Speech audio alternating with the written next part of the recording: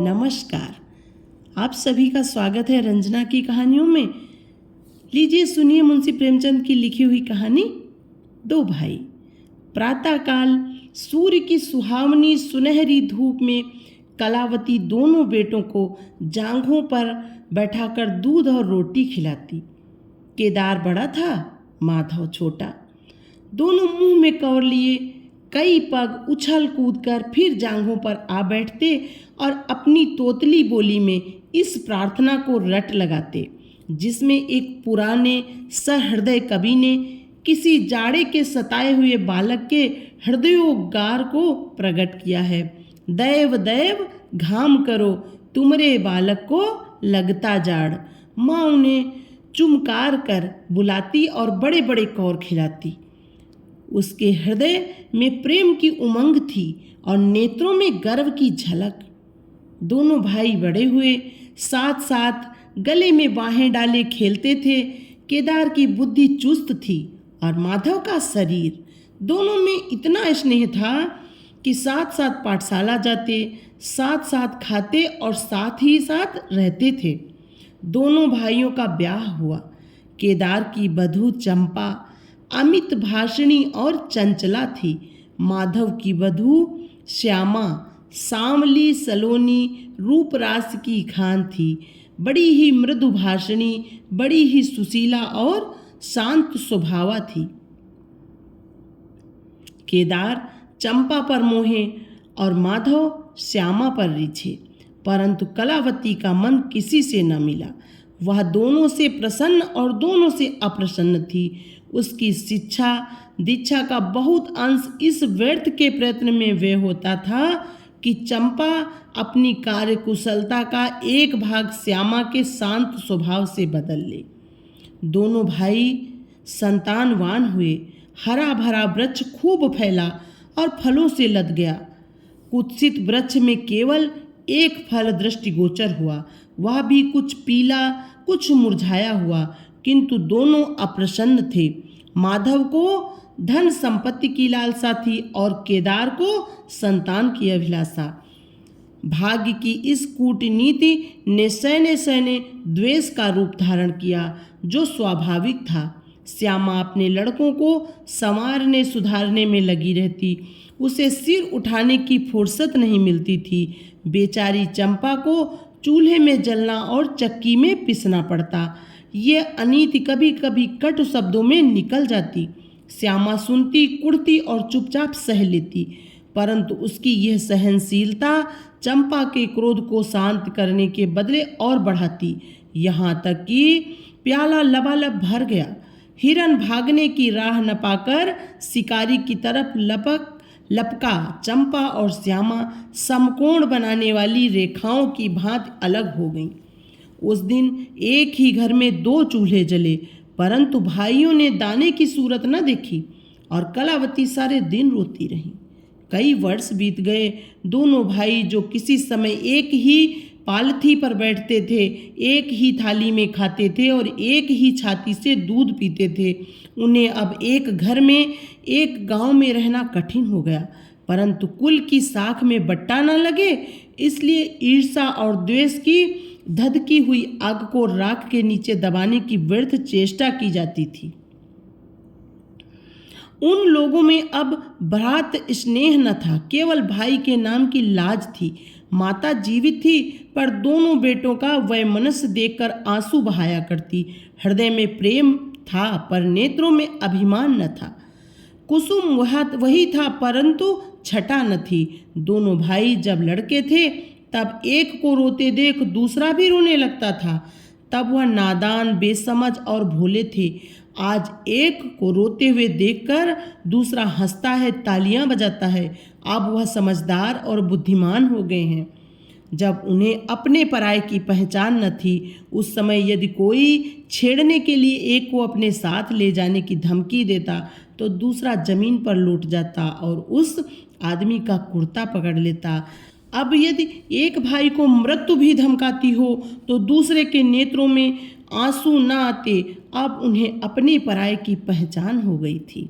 बेचारे माधव की दशा शोचनीय थी। खर्च अधिक था और आमदनी कम। उस पर कुल मर्यादा का निर्वाह। हृदय चाहे रोए पर होंठ हंसते रहें, हृदय चाहे मलिन हो पर कपड़े मैले न हों। 4 पुत्र थे और 4 पुत्रियां, और आवश्यक वस्तुएं मोतियों के मोल। कुछ पाइयों की जमींदारी कहाँ तक संभालती। लड़कों का ब्याह अपने वश की बात थी, पर लड़कियों का विवाह कैसे टल सकता। 2 पाई जमीन पहली कन्या के विवाह में भेंट हो गई। उस पर भी बाराती बिना भात खाए आंगन से उठ गए। शेष दूसरी कन्या के विवाह में निकल गई। साल भर बाद तीसरी लड़की का विवाह हुआ।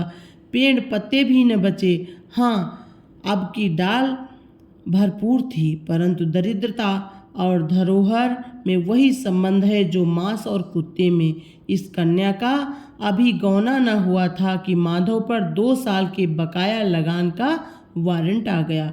कन्या के गहने गिरों बंधक रखे गए।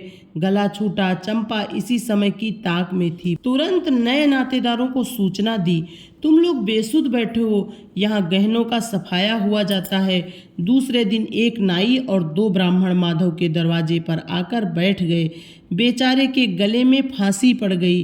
रुपए कहाँ से आवे, न जमीन न जायदाद, न बाग न बगीचा। रहा विश्वास वह कभी का उठ चुका था। अब यदि कोई संपत्ति थी तो केवल वही 2 कोठरियाँ जिसमें उसने अपनी सारी आयु बिताई थी, और उनका कोई ग्राहक न था। विलंब से नाक कटी जाती थी। विवश होकर केदार के पास आया और आंखों में आंसू भरे हुए बोला, भैया इस समय मैं बड़े संकट में हूँ, मेरी सहायता करो। केदार ने उत्तर दिया, मद्दू आजकल मैं भी तंग हो रहा हूँ, तुमसे सच कहता हूँ। चंपा अधिकारपूर्ण स्वर में बोली, अरे तो क्या इनके लिए भी तंग हो रहे हैं? अलग भोजन करने से क्या इज्जत अलग हो जाएगी? केदार ने स्त्री की ओर कनखियों से ताक कर कहा, नहीं नहीं, मेरा ये प्रयोजन नहीं है। हाथ तंग है तो क्या, कोई न कोई प्रबंध किया ही जाएगा। चंपा ने माधव से पूछा, 5-20 से कुछ ऊपर ही पर गहने रखे थे ना? माधव ने उत्तर दिया, हाँ, ब्याज सहित कोई 125 रुपये होते हैं। केदार रामायण पढ़ रहे थे, फिर पढ़ने लगे। चंपा ने तत्व की बातचीत शुरू की। रुपए बहुत हैं, हमारे पास होता तो कोई बात न थी, परंतु हमें भी दूसरे से दिलाना पड़ेगा, और महाजन बिना कुछ लिखाए पढ़ाए रुपए देते नहीं। माधव ने सोचा, यदि मेरे पास कुछ लिखाने पढ़ाने को होता तो क्या और महाजन मर गए थे? तुम्हारे दरवाजे आता क्यों? बोला, लिखने पढ़ने को मेरे पास है ही क्या? जो कुछ जगह जायदाद है वह यही घर है। केदार और चंपा ने एक दूसरे को मर्म भेदी नयनों से देखा और मन ही मन कहा, क्या आज सचमुच जीवन की प्यारी अभिलाषाएं पूरी होंगी? परंतु हृदय की यह उमंग मुंह तक आते आते गंभीर रूप धारण कर गई। चंपा बड़ी गंभीरता से बोली, घर पर तो कोई महाजन कदाचित ही रुपए दे, शहर हो तो कुछ किराया ही आवे, पर गंवई में तो कोई सेंत में रहने वाला भी नहीं, फिर साझे की चीज ठहरी। केदार डरे कि कहीं चंपा की कठोरता से खेल बिगड़ ना जाए। बोले, एक महाजन से मेरी जान पहचान है, वह कदाचित कहने सुनने में आ जाए। चंपा ने गर्दन हिलाकर इस युक्ति की सराहना की और बोली, पर 2-3-20 से अधिक मिलना कठिन है।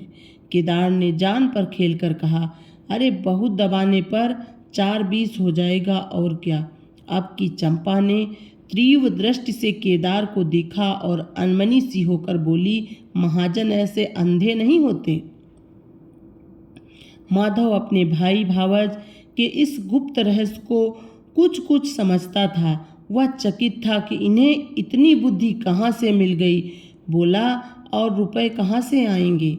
चंपा चिढ़कर बोली, और रुपयों के लिए और फिक्र करो, 125 रुपये इन 2 कोठरियों के इस जन्म में कोई न देगा। 4-20 चाहो तो एक महाजन से दिला दूं, लिखा पढ़ी कर लो। माधव इन रहस्यमयी बातों से सशंक हो गया। उसे भय हुआ कि ये लोग मेरे साथ कोई गहरी चाल चल रहे हैं। दृढ़ता के साथ अड़कर बोला, और कौन सी फिक्र करूं? गहने होते तो कहता, लाओ रख दूं, यहाँ तो कच्चा सूत भी नहीं है। जब बदनाम हुए तो क्या 10 के लिए, क्या 50 के लिए, दोनों एक ही बात है। यदि घर बेचकर मेरा नाम रह जाए तो यहाँ तक तो स्वीकार है, परंतु घर भी बेचूं और उस पर भी प्रतिष्ठा धूल में मिले, ऐसा मैं न करूँगा। केवल नाम का ध्यान है, नहीं एक बार नहीं कर जाऊं तो मेरा कोई क्या करेगा। और सच पूछो तो मुझे अपने नाम की कोई चिंता नहीं। मुझे कौन जानता है, संसार तो भैया को हंसेगा। केदार का मुंह सूख गया। चंपा भी चकरा गई। वह बड़ी चतुर वाक्य निपुण रमणी थी। उसे माधव जैसे गंवार से ऐसी दृढ़ता की आशा न थी। उसकी ओर आदर से देखकर बोली, लालू, कभी कभी तुम भी लड़कों की सी बातें करते हो। भला इस झोपड़ी पर कौन 100 रुपये निकाल कर देगा? तुम 125 के बदले 100 ही दिलाओ। मैं आज ही अपना हिस्सा बेचती हूँ, उतना ही मेरा भी तो है। घर पर तो तुमको वही 4-20 मिलेंगे। हाँ, और रुपयों का प्रबंध हम आप कर देंगे। इज्जत हमारी तुम्हारी एक ही है, वह ना जाने पाएगी। वह रुपया अलग खाते में चढ़ा लिया जाएगा। माधव की इच्छाएं पूरी हुईं। उसने मैदान मार लिया। सोचने लगा, मुझे तो रुपयों से काम है, चाहे 1 नहीं 10 खाते में चढ़ा लो। रहा मकान, वह जीते जी नहीं छोड़ने का। प्रसन्न होकर चला। उसके जाने के बाद केदार और चंपा ने कपट वेश त्याग दिया और बड़ी देर तक एक दूसरे को इस कड़े सौदे का दोषी सिद्ध करने की चेष्टा करते रहे। अंत में मन को इस तरह संतोष दिया कि भोजन बहुत मधुर नहीं, किंतु भर कठौत तो है। घर हाँ देखेंगे कि श्यामा रानी इस घर में कैसे राज करती हैं। केदार के दरवाजे पर 2 बैल खड़े थे। इनमें कितनी संग शक्ति, कितनी मित्रता और कितना प्रेम है। दोनों एक ही जुए में चलते हैं, बस इनमें इतना ही नाता है। किंतु अभी कुछ दिन हुए, जब इनमें से एक चंपा के मैके मंगनी गया तो दूसरे ने 3 दिन तक नाद में मुंह नहीं डाला। परंतु शोक, एक गोद के खेले भाई, एक छाती से दूध पीने वाले आज इतने बेगाने हो रहे हैं कि एक घर में रहना भी नहीं चाहते। प्रातः काल था। केदार के द्वार पर गांव के मुखिया और नंबरदार विराजमान थे। मुंशी दाता दयाल अभिमान से चारपाई पर बैठे रेहन का मसविरा तैयार करने में लगे थे। बार बार कलम बनाते और बार बार खत रखते, पर खत की शान न सुधरती थी। केदार का मुखारविंद विकसित था और चंपा फूली नहीं समाती थी। माधव कुम्हलाया और म्लान था। मुखिया ने कहा, भाई ऐसा हित न भाई ऐसा शत्रु। केदार ने छोटे भाई की लाज रख ली। नंबरदार ने अनुमोदन किया, भाई हो तो ऐसा हो। मुख्तियार ने कहा, भाई सपूतों का यही काम है। दाता दयाल ने पूछा, रेहन लिखवाने वाले का नाम? बड़े भाई बोले, माधव वल्द शिवदत्त। और लिखवाने वाले का? केदार वल्द शिवदत्त। माधव ने बड़े भाई की ओर चकित होकर देखा। आंखें डबडबाईं। केदार उसकी ओर देख न सका। नंबरदार, मुखिया और मुख्तियार भी विस्मित हुए। क्या केदार खुद ही रुपए दे रहा है? बातचीत तो किसी साहूकार की थी। जब घर ही में रुपए मौजूद है तो इस रेहननामे की आवश्यकता ही क्या थी? भाई भाई में इतना अविश्वास! अरे राम राम, क्या माधव 80 रुपए का भी महंगा है? और यदि दबा ही बैठता तो क्या रुपए पानी में चले जाते? सभी की आंखें शयन द्वार परस्पर बातें करने लगीं। मानो आश्चर्य की अथाह नदी में नौकाएं डगमगाने लगीं। श्यामा दरवाजे की चौखट पर खड़ी थी। वह सदा केदार की प्रतिष्ठा करती थी, परंतु आज केवल लोक रीति ने उसे अपने जेठ को आड़े हाथों लेने से रोका। बूढ़ी अम्मा ने सुना तो सूखी नदी उमड़ आई। उसने एक बार आकाश की ओर देखा और माथा ठोंक लिया। अब उसे उस दिन का स्मरण हो आया जब ऐसा ही सुहावना सुनहरा प्रभात था और 2 प्यारे प्यारे बच्चे उसकी गोद में बैठे हुए उछल कूद कर दूध रोटी खाते थे, उस समय माता के नेत्रों में कितना अभिमान था, हृदय में कितनी उमंग और कितना उत्साह। परंतु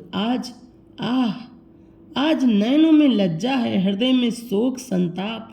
उसने पृथ्वी की ओर देखकर कातर सुर में कहा, हे नारायण, क्या ऐसे पुत्रों को मेरी ही कोख से जन्म लेना था। दोस्तों, अगर आपने अभी तक हमारे चैनल को सब्सक्राइब नहीं किया तो सब्सक्राइब करें, लाइक करें, कमेंट करें और फैमिली फ्रेंड के साथ शेयर करें। Thank you.